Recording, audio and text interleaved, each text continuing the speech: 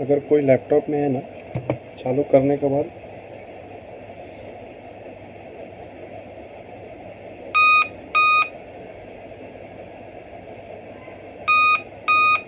दो बीप आ रहा है तो इसमें क्या प्रॉब्लम हो सकता है। इसमें ना पहला इसमें तो मेरा रैम नहीं होगा, या तो इसमें रैम का प्रॉब्लम होगा। इसकी वजह से ना इसमें डिस्प्ले आता नहीं रहेगा, या तो बीप साउंड दो आता रहेगा। तो सामने दिखाता हूँ आपको मैं चालू करके। अभी रैम डाल दिया हूँ मैं।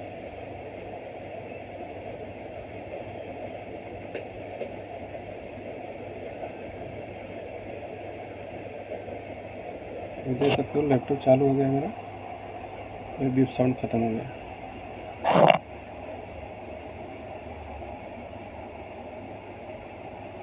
तो ये रैम का प्रॉब्लम रहता है।